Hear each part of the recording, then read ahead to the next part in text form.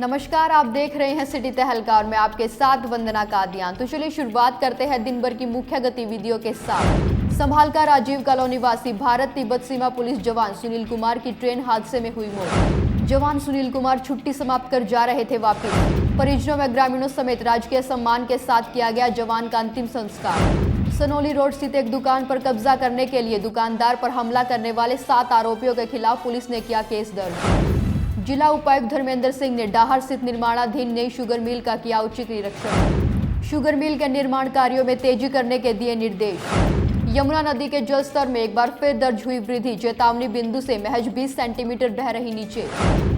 जल स्तर बढ़ने से आसपास के क्षेत्र के लोगों व किसानों की बड़ी परेशानी। गांव बांध में हुई फायरिंग मामले ने फिर पकड़ा तूल, अब गांव के सरपंच को मिली जान से मारने की धमकी। ग्रामीणों सहित सरपंच पहुंचे एसपी से मिलने, ग्रामीणों में बना भय का माहौल। गांव ग्वाल्डा के सरपंच पर लगे धांधली के आरोप, ग्रामीणों ने उपायुक्त से की जांच कराने की मांग। ग्रामीणों का आरोप, मिट्टी उठान में सरपंच ने किया गबन, चहेतों को पहुंचाया जा रहा लाभ।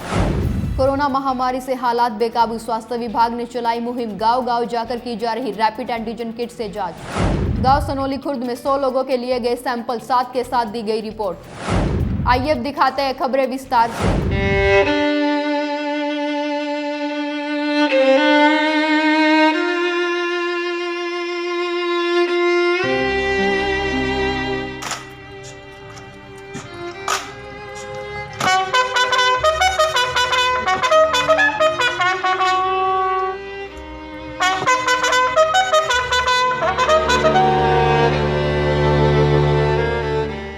भारत तिब्बत सीमा पुलिस के जवान की रेल हादसे में मौत, राजकीय सम्मान के साथ किया गया आज जवान सुनील कुमार का अंतिम संस्कार। दरअसल ताजा मामला संभालका ब्लॉक का है, जहां मनाना रोड स्थित राजीव कॉलोनी वासी आईटीबीपी जवान सुनील कुमार की घर से छुट्टी काटकर जाते समय ट्रेन हादसे में दुखद मौत हो गई। आज जब पोस्टमार्टम के बाद शव गांव पहुंचा तो गांव का माहौल गमगीन हो गया। चीन सीमा की पहरेदारी करने वाले भारत तिब्बत सीमा पुलिस बेलगांव कर्नाटक में तैनात जवान की झांसी रेलवे स्टेशन के पास रेल हादसे में 22 अगस्त को मौत हो गई, जिसकी सूचना परिजनों को 25 अगस्त को मिली और परिजनों ने तुरंत यह सूचना आईटीबीपी को दी। जानकारी देते हुए सहायक उप निरीक्षक एमएम सुदामा मीना ने बताया कि कर्नाटक में सिटी ड्राइवर की पोस्ट पर तैनात सुनील कुमार पुत्र किशन 1 अगस्त को 20 दिन की छुट्टी लेकर आया था।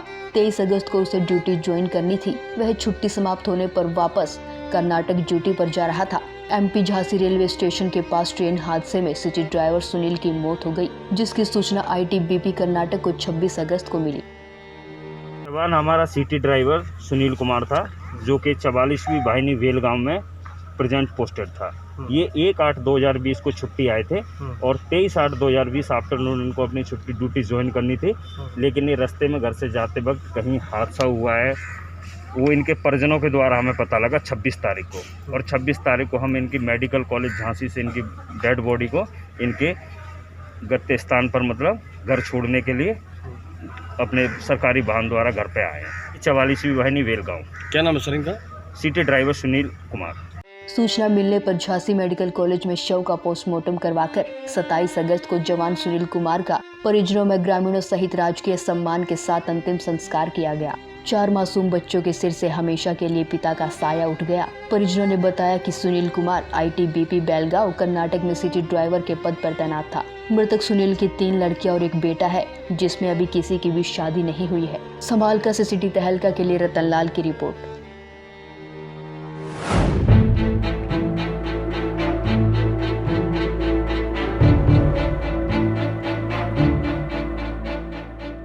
यह जो तस्वीरें आप देख पा रहे हैं यमुना नदी की हैं, जहां किस प्रकार से जलस्तर तेजी से आगे बढ़ रहा है। लेकिन इस वर्ष प्रशासन द्वारा अब तक कोई भी इंतजाम नहीं किया गया, जो कि तस्वीरों के माध्यम से साफ तौर पर दिखाई दे रहा है। यमुना नदी के जलस्तर में एक बार फिर वृद्धि दर्ज की गई है। जलस्तर बढ़ने के बाद यमुना नदी चेतावनी बिंदु से महज 20 सेंटीमीटर नीचे बह रही है, जो कि आसपास के क्षेत्र के लोगों के लिए चिंता का बड़ा विषय बन गया है। यमुना नदी का यह वर्ष 2020 का अब तक का सबसे अधिक बहने वाला जलस्तर है और इससे खादर क्षेत्र के किसानों की धड़कनें भी तेज हो गई हैं। वहीं सिंचाई विभाग भी अलर्ट हो गया है। पहाड़ी क्षेत्रों में हो रही वर्षा जहां किसानों के लिए चिंता का सबब बन गई है, तो वहीं आसपास के क्षेत्र के लोगों में भी भय बना हुआ है। लेकिन प्रशासन द्वारा इस पर कोई भी कड़े इंतजाम किए दिखाई नहीं दे रहे हैं, जो कि हम आपको ग्राउंड रिपोर्टिंग के माध्यम से दिखाएंगे।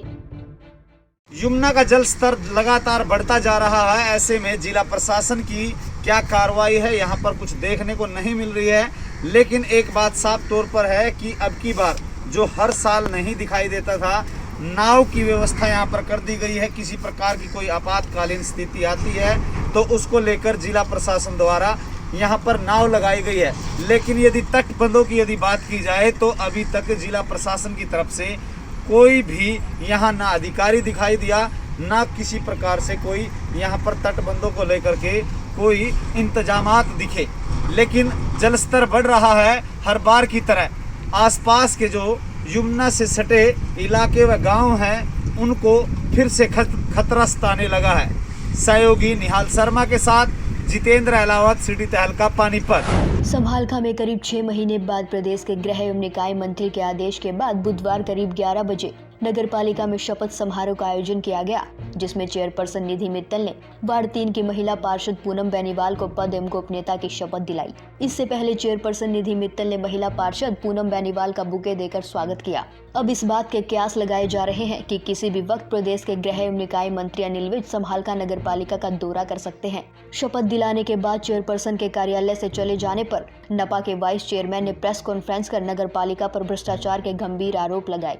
उन्होंने कहा कि मार्च महीने में वार्ड 3 में पार्षद पद का उपचुनाव हुआ था, लेकिन 5-6 महीने बाद भी महिला पार्षद को शपथ नहीं दिलाई गई, जिसके बाद यह मामला मंगलवार को प्रदेश के गृह एवं निकाय मंत्री अनिल विज के दरबार में पहुंचा। नपा के वाइस चेयरमैन सुनील शर्मा, पार्षद श्याम बरेजा, अन्य लोगों के साथ अंबाला में मंत्री अनिल विज के आवास पर पहुंचे, जहां पर उन्होंने मंत्री को महिला पार्षद को शपथ दिलाने व अन्य शिकायतों का पिटारा खोला। आज जो पूनम बेनीवाल की जो शपथ हुई थी, ये मार्च में 1 मार्च का चुनाव हुआ था और उसके बाद 2 मार्च का और 9 मार्च को इसका नोटिफिकेशन हो गया था। उसके बाद इसको टाड़ा मटोड़ी किया जा रहा था। 2 बार मीटिंगें निकाल ली, उसमें पहले शपथ करानी थी, दूसरे एजेंडे में इसको शपथ को रखा, जो कि शपथ का पहले एजेंडे में शपथ का काम होना था। ये हम सब है ना, अनिल भी, हम डीसी साहब के पास भी गए, उन्होंने एसडीएम साहब को चिट्ठी मारी, एसडीएम साहब ने यहाँ करी, उसके बाद काम नहीं चला। हम सभी मंत्री अनिल विज जी के पास गए, उन्होंने तुरंत सेक्रेटरी को कल की डेट में शपथ करा के और ऑफिस में चंडीगढ़ रिपोर्ट करें। उसके बाद शपथ हुई, यानी तो चेयरमैन सेक्रेटरी सब टाड़ा मटोड़ी किया जा रही थी। इन्होंने तो काम से, विकास से, इसने ना चेयरमैन ने और सेक्रेटरी ने कोई लेना देना नहीं है। इन्हें तो सिर्फ भ्रष्टाचारी मचा रखी, जिसके मैं 2 सबूत दूंगा। देखो, एक लड़के की ज्वाइनिंग हुई थी, एसडीएम साहब ने टेस्ट लिया और फिर डीसी साहब ने ज्वाइनिंग भेजी। ये उन बच्चों के नंबर है, जो कि उस बच्चे को नहीं लगाया जा रहा, उसको उसकी जगह दूसरे लगा दिए। इन्होंने कितने पैसे लिए हैं, कैसे लिए हैं, अब तो ये बताए। ये तो डीसी साहब के भी ऑर्डर को नहीं मान रहे हैं। जिन टेस्ट हुआ था, एसडीएम साहब ने टेस्ट लिया था 3 बच्चों का, जिसके 77 नंबर आए उसको तो निकाल दिया, जिसके 34 नंबर आए उसको लगा दिया। और चेयरमैन पति है, इसका कोई काम नहीं है यहाँ। इसकी जो चेयरमैन पर्सन है वो आते नहीं, उस भ्रष्टाचार मचाता है यहाँ, इसका कोई काम नहीं है कमेटी में। इसको चेयरमैन पर्सन को तो ये नहीं पता कि कहाँ काम चल रहे हैं, क्या होना क्या नहीं। आप आदर्श नगर का देखो, बगैर बारिश भी वार्ड में पार्षद साहब बुरा हाल है ना। सिविल 4 लाइन का देख लो, पानी की निकासी का देख लो, और भी विकास के न विकास से कोई लेना देना है, सिर्फ भ्रष्टाचार मचा रखा है। और ये सेक्रेटरी में शामिल है। सारे से सारा काम कर रही है। कितना बुरा हाल है, 10 महीने से तो टेंडर भी खत्म। और सुनो, कितने मुद्दे, एक छोटी सी शपथ के लिए भी हमने मंत्री साहब ने शपथ कराई है, मंत्री जी को गुहार लगानी पड़ी है जब जाके शपथ हुई है। सिवाय इसने भ्रष्टाचार के, और चेयरमैन पर्सन तो आती नहीं। ये चेयरमैन पति आता ही आगे भ्रष्टाचार करता, सारा दिन सेक्रेटरी के लिए गिट पिट करके सारा दिन भ्रष्टाचार ही करता और कुछ नहीं करता। 20% जी भी अब जिम्मेदार मंत्री जी भी हैरान हो गए शपथ की बात सुन के। ये तो दिखा रही है, अधिकारी क्यों नहीं कर रहा, शपथ क्यों नहीं करा रहे हैं, देख लो। और जितना जागता हम आपको उदाहरण दे रहे हैं। अब देख लो, डीसी के ऑर्डर को नहीं मान रहे। डीसी तो सर्वा सर्वे है, डीसी के ऑर्डर को नहीं मान रहे हैं। इससे ज्यादा देर करती क्या होगी नगर पालिका में? ये एसडीएम साहब ने टेस्ट लिया था, इन होगा, ये नंबर है, देख लो। मैडम को बुलाओ, हम कहते हैं यहाँ साइन कराओ, कोई आती नहीं कभी। तो गाड़ी में चेक बुक जाती है, वो वहाँ से करा के लाता है। और अभी इस चीज़ को परमात्मा जाने, वो साइन भी ये खुद करता है या अपनी घरवाली, या हम तो इस चीज़ का भी नहीं पता। अगर वो करे तो यहाँ आके करे। जिस पर मंत्री अनिल विज ने एक्शन मोड में नपा सचिव संभालका को फोन कर बुधवार को 11 बजे महिला पार्षद को शपथ दिलाने के साथ साथ रिपोर्ट भेजने के आदेश दिए। मंत्री के इस फरमान से नगर पालिका में हड़कंप मचा हुआ है। वहीं नपा सचिव राकेश कादियान ने बताया कि नवनिर्वाचित पार्षद पूनम बेनीवाल को चेयरपर्सन निधि मित्तल द्वारा शपथ दिलाई गई और क्या कुछ कहा वह भी आप सुनिए। आज हमारे नवनिर्वाचित पार्षद श्रीमती पूनम बेनीवाल जी, वाइफ ऑफ श्री प्रवीण बेनीवाल जी, उनका शपथ ग्रहण समारोह था आज 11 बजे, और जिसकी शपथ माननीय अध्यक्षा मैडम श्रीमती निधि मित्तल जी के द्वारा करवाई गई है। धन्यवाद। समालका से सिटी तहलका के लिए रतनलाल की रिपोर्ट। विगत दिनों इसराना ब्लॉक के गांव बांध में हुए वाकये से जहां पूरे क्षेत्र में सनसनी व्याप्त थी, वही मामला एक बार फिर तुल पकड़ता नजर आ रहा है। अब गांव के सरपंच गुलाब सिंह ने बताया कि उन्हें भी जान से मारने की धमकी दी गई है, जिसको लेकर एक बार फिर गाँव में भय का माहौल उत्पन्न हो गया है। मामले को लेकर सरपंच 10 दर्जन ग्रामीणों सहित एसपी मनीषा चौधरी से न्याय की फरियाद लेकर पहुंचे। सरपंच का आरोप है कि उसे व उसके परिवार के साथ साथ गांव के अन्य कई लोगों को भी जान से मारने की धमकी दी जा रही है, जिसको लेकर उन्होंने मामले की निष्पक्षता से जांच करने व दोषी पाए जाने वालों पर कड़ी कार्रवाई की मांग की है। और इन्होंने वहाँ लूटपाट की, उनकी मार पिटाई करी। उसके बाद फिर ये 17 तारीख को गाँव में आए रात को 9:30 बजे। वहाँ परिवार को धमकी दी और धमकी देने के साथ साथ परिवार को मारने की कोशिश की और यही बात करी कि तब तक ये दरखास्त नहीं उठा लोगे, इस वजह से नहीं तुम्हें जान से मार दूंगा। वहाँ फिर दोनों तरफ से, इसकी तरफ से गोली चल गई, उन्होंने अपने बचाव में उन्होंने भी गोली चलानी पड़ी, जिस वजह से 2 आदमी एक वहाँ मौत होगी और बाकी ये आदमी भाग गया। पकड़ना ये था, अब तक पकड़ नहीं हुई, इसकी अब तक कोई पकड़ नहीं। तो अभी क्या मांग कर रहे हैं आप? सिर्फ न्याय चाहिए। अब ये मेरे को भी धमकी दे दी है, मैं सरपंच हूँ गाँव का, मेरे परिवार को धमकी दी है, 3-4 आदमी और हैं मेरे साथ, उनको भी धमकी दी है कि हम जान से मार देंगे। तो इस वजह से हम अपने बचाव के लिए एसपी साहब से निवेदन कर दी। इतना ही नहीं, एसपी के पास पहुंचे ग्रामीणों ने बताया कि महिलाओं को भी धमकी दी जा रही है, जिसको लेकर पूरे गांव में भय का माहौल उत्पन्न है। मांग है हमारी कि इसको गिरफ्तार किया जाए और जो है वो कह रहे हैं कि हम 5 थे, तो जो इसके साले हैं जो ये मर गया है वो कह रहे हम साथ में हैं, तो उनको भी उठाया जाए जब वो मुलजिम है साथ में कह रहे हैं। तो और पुलिस को कार्रवाई नहीं कर रही है। ये धमकी कब दी गई है? धमकी कल रात को दी गई है और उसकी माँ तो लगातार धमकियाँ दे रही है। धमकी में क्या कहा? धमकी में कहा गया गुलाब सरपत, सुरेंद्र, जयपाल का लड़का जोगिंदर, सरपंच के 2 लड़के, आज़ाद इसका दाचंद का, कि तुम्हारे को अगर तुमने कार्रवाई की कुछ या तो पिछड़ जाओ, नहीं तुम्हारे जान से मार दो। मैं रिजल्ट इसका गलत मिलेगा आपको। ज्ञात रहे कि 14 अगस्त को गांव बांध में दोनों ओर से हुई फायरिंग में 2 लोगों की मौके पर ही मौत हो गई थी। ब्यूरो रिपोर्ट, सिटी तहलका। उसके खिलाफ कोई कार्रवाई नहीं हो रही है। अवैध कब्जे करवा रहा है, गांव में मकान बनवा रहा है, जो उसकी वोट है भाई, अब आगे ये मेरी आगे वोट देंगे, फलाना ढकड़ा, ऐसे करके अवैध कब्जे चल रहे हैं। खंड इसराना के गांव ग्वाल्डा में ग्रामीणों ने ग्राम सरपंच पर धोखाधड़ी, गबन व मिट्टी उठान के आरोप लगाए हैं। ग्रामीणों ने सरपंच पर कार्रवाई करने की मांग की है। गौरतलब है कि गुरुवार को पानीपत लघु सचिवालय में उपायुक्त से शिकायत करने पहुंचे ग्रामीणों में ग्राम पंचायत के प्रति रोष देखने को मिला, जहां ग्रामीणों ने मीडिया से रूबरू होते हुए कहा कि सरपंच द्वारा केवल अपने चहितों को लाभ पहुंचाया जा रहा है और अन्य ग्रामीणों को अनदेखा किया जा रहा है। गांव ग्वालडा का मामला है, तो सरपंच है जी वहाँ, तो वो हमारे गांव में 17 किल्ले का जोड़ खुदाई कर दिया था उसने, तो उसमें जी 1.25 मीटर की परमिशन ली थी, उसने 10 फुट तक खोद रखा है। वो बहुत बड़ा गबन है, हम उसकी जांच करवाना चाहते हैं। हमने RTI भी लगाई थी, सबूत भी हैं, लेकिन उन्होंने जी कुछ सब दबा दी गई है जी, उसके खिलाफ कोई कार्रवाई नहीं हो रही है। अवैध कब्जे करवा रहा है, गाँव में मकान बनवा रहा है, जो उसकी वोट हैं भाई, अब आगे ये मेरी आगे वोट देंगे, फलाना ढकड़ा, ऐसे करके अवैध कब्जे चल रहे हैं। चल के देख लो जी वहाँ गाँव में। प्रशासन, हम कई बार शिकायत लिखित में भी दे के गए, कोई गया नहीं जी वहाँ। ग्रामीणों का आरोप है कि सरपंच द्वारा गांव की कृषि योग्य भूमि पर तालाब खुदवाकर उस मिट्टी को खनन माफियाओं से बिना परमिशन लिए बेचा गया है, जिससे लाखों रुपए की मिट्टी का गबन किया जा रहा है। इतना ही नहीं, ग्रामीणों ने सरपंच पर गांव के विकास के नाम पर और भी कई घोटालों के आरोप लगाए हैं, जिसको लेकर इन ग्रामीणों ने उपायुक्त से इन विकास कार्यों पर हुए खर्च की जाँच करवाने की मांग की है। मामला तो जी सरपंच ने जितने गांव में अवैध काम कराने लग रहा है, जो उसके वोटर है ना, उनको तो रियायत दे रहा है, उनके कोई कब्जे नहीं छुड़वा रहा है, उनकी ज़मीन को छेड़ नहीं रहा। जो उसके वोटर नहीं है, एक किसान वर्ग है, उसी के ऊपर वो पूरा फोकस कर रखा है। ज़मीन में उसने इतना बड़ा घोटाला किया है, 1 करोड़ 10 लाख रुपए के बदले उसने 1 करोड़ 10 लाख रुपए ले लिए और 1 साल फसल ज़मींदारों को देनी थी, ज़मींदारों को देनी थी, लेकिन वो ज़मीन भी नहीं दी और पैसे भी रिटर्न नहीं किए। हमने एक प्रति डीसी साहब को लगाई थी, एसपी साहब को लगाई थी, कोई कार्रवाई नहीं हुई आज तक भी। हम 10 बार यहाँ आ चुके हैं, प्रशासन की तरफ से कोई कदम नहीं उठा रखा। दूसरा मिट्टी खुदाई का है, 16 एकड़ का एक तालाब है जिसमें 1 मीटर तक की 3 फुट तक की परमिशन थी, लेकिन 3 फुट छोड़कर उसने 8-10 फुट तक खुदाई कर रखी। हमारे पास फोटोग्राफ पूरे सबूत मौजूद है। 17 एकड़ का जो खुदाई का मामला। ब्यूरो रिपोर्ट, सिटी तहलका। जिले में कोरोना से हालात लगातार बिगड़ते जा रहे हैं। पानीपत ने कोरोना से कुल मौत के मामले में रोहतक, अंबाला और सोनीपत को भी पीछे छोड़ दिया है। इस माह में जिले में कोरोना से कुल 28 लोग जान गंवा चुके हैं, जबकि 19 मार्च से 31 जुलाई के बीच 15 लोगों की जान गई थी।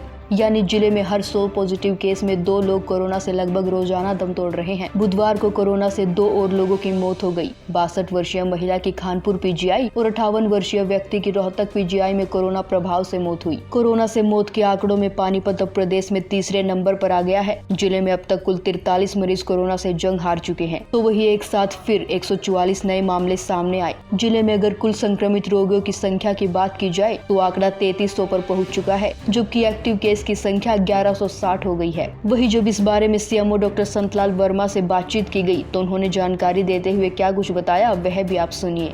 तो कंपैरेटिवली वो पॉजिटिव नए केसेस की लिस्ट है वो थोड़ी बड़ी है, रिकवरी भी ठीक अनुपात से हो रही है, और ये आने वाले टाइम में जैसे इनके 10-12 दिन कंप्लीट होते हैं, इनमें मोस्टली रिकवर हो जाएंगे।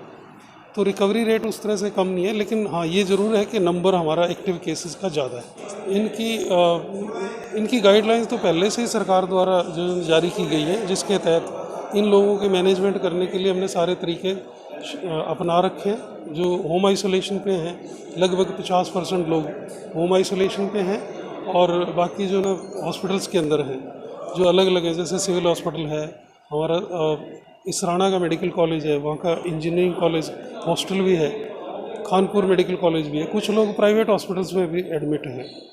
कोरोना जैसे हम सब जानते हैं, कोरोना वायरस डिजीज़ एक खतरनाक बीमारी है जिससे बचना बहुत ज़रूरी है। उन लोगों को ख़ास तौर पर जो 50 साल से ऊपर के उम्र के लोग हैं और जिनको और भी दूसरी कोई पहले से बीमारी चली आ रही है, तो उनके लिए बहुत ज़रूरी है कि वो सावधानियाँ बरतें।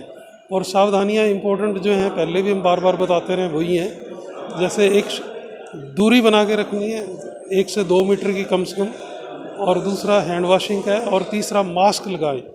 कहीं पे भी इधर उधर जाना हो, ज़रूरी है तभी जाएं, अन्यथा कहीं पे भी जाना हो उसको टाल दें। हम सभी को लगातार सावधानी बरतने की आवश्यकता है, तभी हम इस वैश्विक महामारी के प्रकोप से बच सकते हैं। ब्यूरो रिपोर्ट, सिटी तहलका। कोरोना महामारी से हालात लगातार बेकाबू होते जा रहे हैं, जिसके चलते स्वास्थ्य विभाग की ओर से कोरोना वायरस की जड़ को मिटाने के लिए एक मुहिम चलाई गई है। गांव-गांव जाकर लोगों का एंटीजन टेस्ट किया जा रहा है और साथ के साथ उनकी रिपोर्ट भी दी जा रही है कि वह पॉजिटिव है या नेगेटिव। और इसी के चलते आज गाँव सनोली खुर्द में भी टेस्टिंग की गई और करीबन 100 लोगों के सैंपल लिए गए। वही इस बारे में सनोली खुर्द के सरपंच ने जानकारी देते हुए बताया कि गाँव वासी महामारी के चलते काफी जागरूक नजर आ रहे हैं और अपने आप ही सैंपल देने पहुँच रहे हैं। उनके द्वारा कल गाँव में मुनादी करवाई गई थी कि डॉक्टरों की टीम जांच के लिए पहुंचेगी, और उन्होंने क्या कुछ बताया वह भी आप सुनिए। कम से कम 100 सैंपल लिए गए जी। बहुत अच्छी प्रक्रिया है, लोगों को प्रेरणा है और आते भी हैं टेस्ट करवाने के लिए। मैंने कल मेरे को पता लग गया था, तो उसके बाद मैंने गांव में मुनादी करवाई, भाई कल कोरोना का सैंपल लेने के लिए डॉक्टरों की टीम आएगी खंड करिए लिए सनोली खुर्द में। तो आज आई, तो कम से कम सैकड़ों सैंपल आज लिए जा चुके हैं और अभी भी आने लग रहे हैं लोग सैंपल के लिए। वहीं उन्होंने गाँव वासियों से अपील भी की कि लगातार कोरोना संक्रमण से बचाव के लिए सावधानियां बरतें और हर स्थान पर सोशल डिस्टेंसिंग का ख्याल अवश्य रखें। ब्यूरो रिपोर्ट, सिटी तहलका। आज के इस अंक में बस इतना ही। अगले अंक में फिर मिलेंगे कुछ और नई खबरों के साथ। तब तक के लिए जुड़े रहे सिटी तहलका सच के साथ। नमस्कार।